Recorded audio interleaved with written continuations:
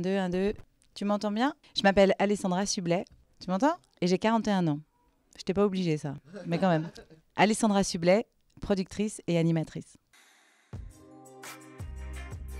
On apprend beaucoup plus en radio qu'en télé. C'est une école formidable. Pour installer une émission en radio, il faut du temps. Ça demande un travail de fond énorme. Je trouve qu'à travers ce micro, on peut faire passer beaucoup de choses, presque plus qu'en télé. La télévision peut être beaucoup plus instantanée et beaucoup plus dangereuse. De rendre son personnage public nécessite de ne pas être fragile pour aller jusqu'au bout de ce qu'on a envie de faire.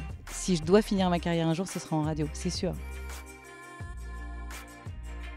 J'ai jamais fait partie de celles qui brandissaient des pancartes en disant « Attention, c'est compliqué d'être une femme dans ce métier, il faut donner beaucoup plus ou se donner beaucoup plus ». Non, c'est encore une fois une question de projet et d'envie. Quand on a envie, qu'on soit une nana ou un mec, ça ne change rien. Et après, il y a une dernière chose, c'est qu'il y a toujours une séduction qui s'installe, peut-être quand on est une femme plus que pour un homme, et tant mieux, parce que la télévision a besoin de ça. Je me suis jamais posé cette question-là et je continue à ne pas me la poser exprès.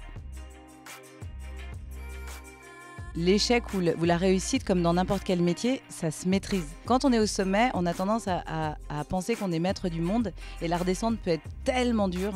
Mais quand on est en bas de la courbe, il suffit simplement de se dire qu'on est dans un secteur professionnel qu'on a choisi et c'est l'envie qui fait la différence. Et oui, je reviendrai en télé et en radio avec des projets. Je travaille dessus en ce moment pour essayer de les concrétiser, de les réaliser quand ils seront prêts. Pas quand on me les demandera, quand ils seront prêts.